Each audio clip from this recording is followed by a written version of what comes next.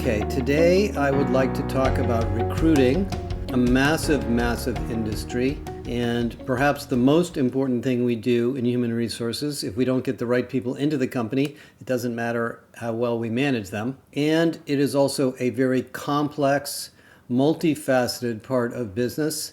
It impacts leaders, managers, HR, it's got legal issues, and there is high volume recruiting. There's recruiting for mid-level managers and professionals and people with deep domain expertise. There's recruiting for senior leaders and executives, all of which are different, by the way. And the function of talent acquisition, as it's usually called, is actually one of the most non-systemic in our model of all. It is one of the most transactional parts of HR. It struggles to be strategic, and that is why so many companies outsource it. So let me give you a little bit of background on why I say that, and then we'll talk about what's going on. So number one, the CEO survey from PwC that came out 2 weeks ago, which said that 40% of the time spent in companies is wasted on bureaucracy. That's the CEO's opinions, but there's probably some truth to that. Ranked the things that are the most bureaucratic, number one being emails, number two being meetings, number three being recruiting. So recruiting is very high up there,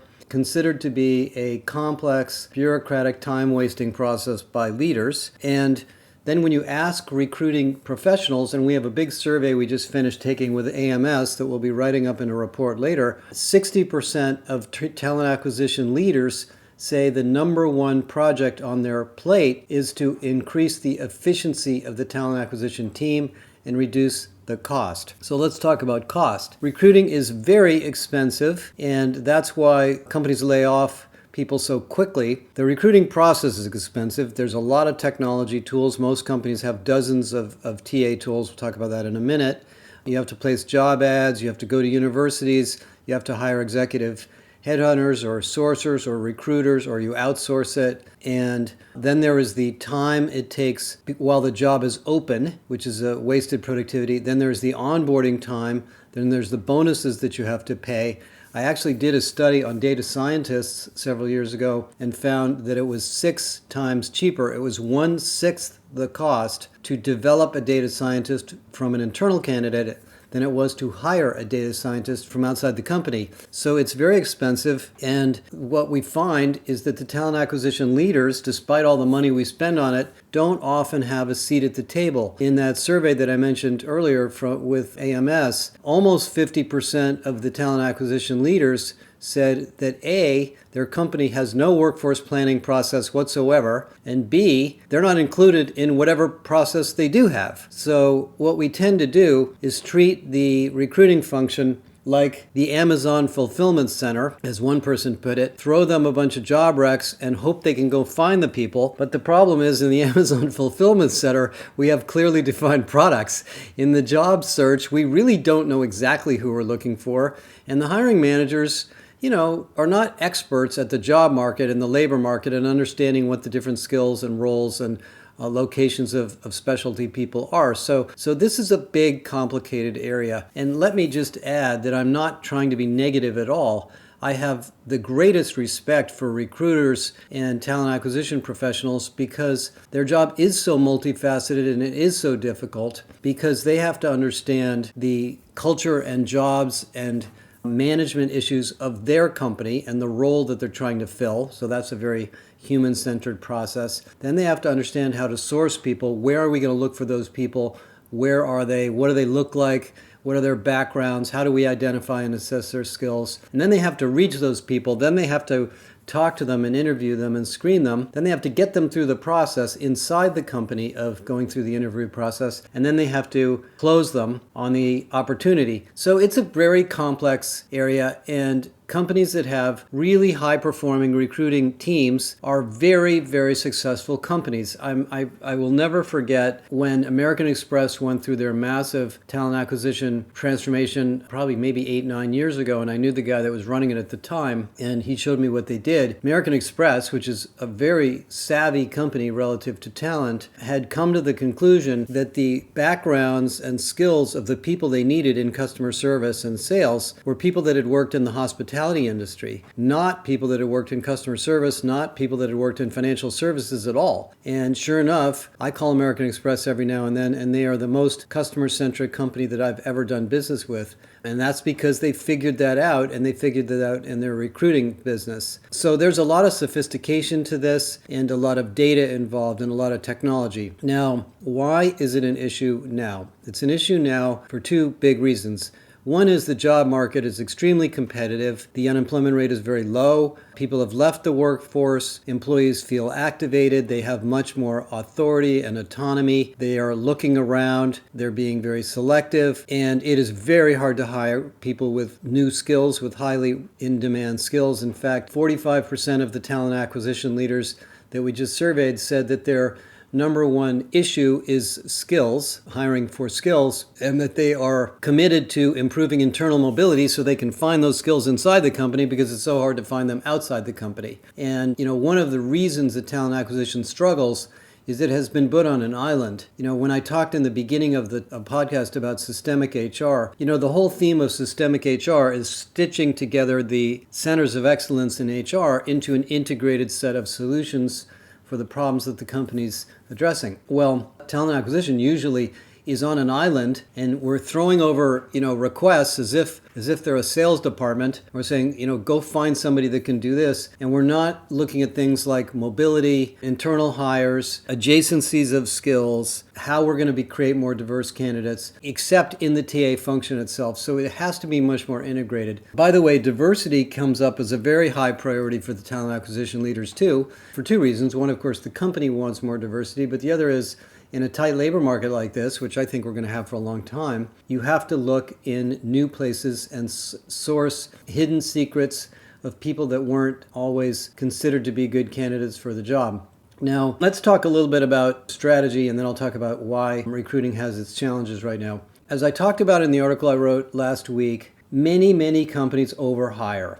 And the reason they overhire is they delegate responsibility of headcount to line managers. And there's nothing wrong with that, but we need to look at it holistically, because when a line manager makes a business case to the CFO or to whoever that they need people, they are simply reacting to the fact that their group is somehow out of capacity and wants to grow. And as you know, there's many ways to grow the output of a group. You could redesign it, you could get more technology, you could reskill people, you could replace an underperformer with a high performer. You don't have to just add more people all the time. I mean, sometimes that works, sometimes it doesn't work. But the system in most companies doesn't allow that conversation to take place because headcount is allocated from the CFO and it's sprinkled around like fairy dust to everybody who thinks they need it. So the talent acquisition group is oftentimes whipsawed between hiring and layoffs simply because the company doesn't have an integrated process. And as I said in the systemic HR research,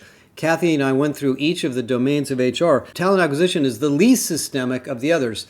So I would suggest to you one of the ways to make talent acquisition more strategic is match it up with career and L&D. And there are companies starting to do that so that the whole process, you rethink the whole process in a much more integrated way. The second big issue is the tech. There are a lot of legacy systems in talent acquisition. Now, the core platform, of course, is the applicant tracking system, which is basically a database. And it was developed for largely compliance reasons, and it stores candidates. And, it has all sorts of other features, but those are old systems. Many companies have 10, 15-year-old ATSs.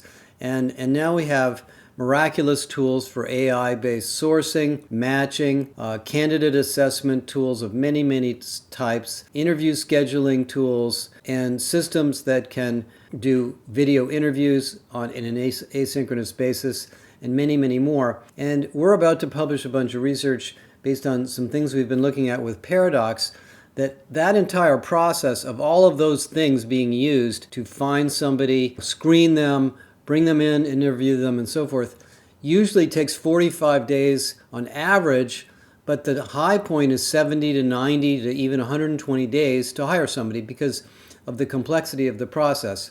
And the poor talent acquisition group is, managing 15, 20 different systems, each of which have different skills modules and assessment modules in it, trying to come up with strategic ways to assess people. And trying to focus on the needs of the company and the cultural needs of the company, not just the job descriptions. By the way, as you know, job descriptions are another problem. So there's this big legacy technology infrastructure that companies have to deal with. Along comes some new ideas, and a vendor like Paradox, and I just mentioned them, or Eightfold, but let me talk about Paradox first. And Paradox says, okay, after 10 years of R&D, by the way, Paradox didn't invent this overnight. They say, well, why don't we think about this from the candidate side, not the recruiter side? What would make the candidate experience so fast and so simple that they could get through it in a day, and we could much more quickly assess who the right people are and dramatically improve our quality by improving our speed? By the way, low speed results in low quality because high quality candidates won't wait 90 days. They'll find another job somewhere else, or they'll get pissed off about what's going on. So what Paradox did is, using conversational AI, is they went through each of the steps of hiring and they found ways to automate it through their chatbot. And McDonald's, FedEx, General Motors, Lockheed Martin, a whole bunch of companies have used this for high volume and high pay, more higher end professional hiring, and radically simplified the system, virtually eliminating the need for an ATS. Now, they don't have the AI engine of an Eightfold or a Beamery, and so they don't do everything, but that's an example of how you can improve this process that CEOs think is the number 3 worst thing going on in the company in a radical way. There are other vendors like that. Now, Eightfold or Phenom or Beamery are more on the sourcing side, but they have similar tools for AI for identifying and selecting, and Seekout's another one, candidates to fit that pipeline. So you may be advertising the job, like in the case of McDonald's, when you drive through the drive-thru and you order a hamburger, it says, "Would you like a job with that hamburger?" I mean, it literally does that, so they can get candidates because they need a lot of hires because there's so much turnover. You can't do that with a traditional ATS-based workflow system. It's impossible. So there's some massive automation potential now available that was not available 5 years ago. And what I'm really here to talk to you about is those kinds of projects, which sound like massive projects and you hate to even bite off on them, have huge impacts on the quality of hire, the time to hire, the cost of hire, and basically the perception that talent acquisition will have within the rest of the company. Now, as much as I'm a fan of Paradox and Eightfold and Beamery and Phenom and all these other great new vendors, there is no one vendor that does everything.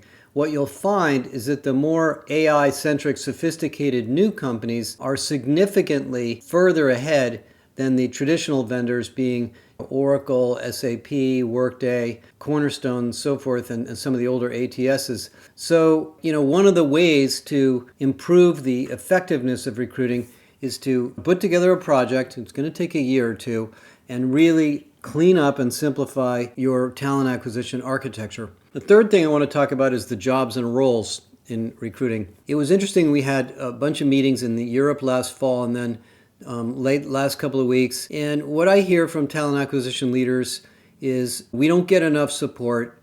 We don't get enough training and education. Our recruiters are considered to be expendable, replaceable human beings. They get laid off all the time when we have a downturn. And that's a problem, because even as automation and AI gets better and better and better, which it will, there is almost always going to be a human side to recruiting.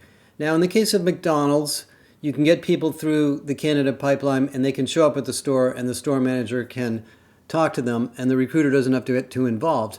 Of course, that's not true for the corporate jobs, but there is a role for human beings that's extremely important. In the high-end roles in companies, there's still an assessment and conversation process to have with candidates. And in the jobs where we can replace lots and lots of recruiters on the high volume with technology, the recruiters can now become talent scouts. They can look at the labor market. They can look at data. They can optimize the systems, and they can spend more time figuring out how to improve internal mobility, skills models, clean up job architectures, etc. So the recruiting industry is changing. And if you, as a company, don't feel like you're part of that transformation, that evolution, you're going to fall behind. I can guarantee you that, because the competition for talent is is really brutal. And the companies that are good at this are clearly out engineering and outperforming those that don't. Let me give you two examples. I had a really great conversation with one of the executives at Meta, the Facebook, yesterday. And as most of you know, Meta laid off 22% of its workforce in the last year and spectacularly improved its margins and its profit by 200%. I mean, that's why the stock just skyrocketed. And I was asking her about the process they went through. This particular executive is involved in all of the analytics and other things that go on behind the scenes. And she said, we were working on that re-engineering process for well over a year. And we did a lot of analysis of the performance of the people in the company. They have very sophisticated performance assessment process, the job roles and the org structures in different teams, and went through a rigorous process of figuring out who we didn't need in the company anymore. And then, of course, the business areas and the products that they decided to discontinue. And that is why the company is performing so well now. Meta, Facebook, is really the darling of the internet industry at the moment. And I think a lot of that is because they really, really take the talent part of their business much more seriously than most people realize. By the way, Microsoft is very, very similar. Microsoft has a similarly rigorous set of talent issues. Compare that to many other tech companies who I know where the entire HR department is recruiting, and as soon as the CEO or the CFO says we need to clean it up, they just lay a bunch of people off. So all of that skill set and institutional knowledge leaves. Now those companies tend to be whipsaw companies. They go up, they go down. They haven't built long-term muscle in their infrastructure. So, my point here is that no matter how big you are, if you're not going to take the recruiting process seriously, invest in the recruiting team, integrate the recruiting team into these other parts of HR, and consider outsourcing what you don't know how to do. By the way, if you look at vendors like AMS and others, they are very, very, very sophisticated at this. And if there are roles or jobs that you feel that you just don't have the qualification to hire, outsourcing them can be really valuable for your company because you can learn from the outsourced provider how to do it better and what infrastructure tools and processes you need to make it better too. So the reason I wanted to talk about this today was I'm really thinking that for 2024, in the world of AI and Galileo and all these cool things we're going to be doing, bottom line is going to be productivity. Productivity is going to be the differentiator between company A and company B in the same industry. Yes, product quality, yes, sales, yes, customer service and all that.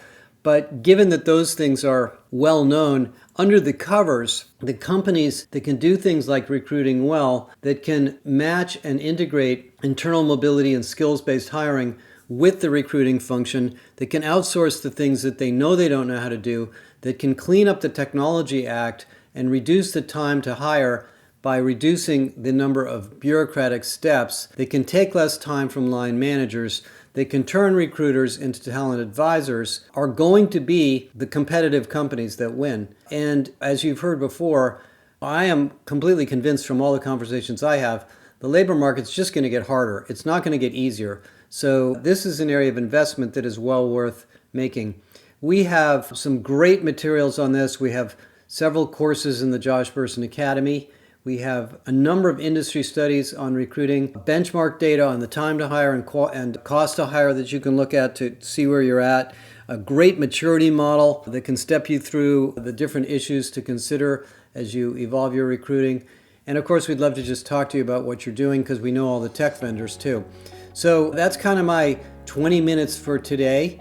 In the next couple of weeks, I'm going to talk more about Galileo. I'm going to talk more about Irresistible, tell you a little bit about what we're doing there, and our new course in the Josh Bersin Academy on AI. On February 28th, the day before Leap Year Day, we're going to be launching the AI and HR course that is the culmination of more than a year of research we've done on AI, and that course will teach you everything you need to know as an HR professional to feel comfortable, fluent, and ready to do something relative to AI and HR. So join the JBA and you'll have access to that course, and I'll talk more about that soon. Thanks everybody, have a great week.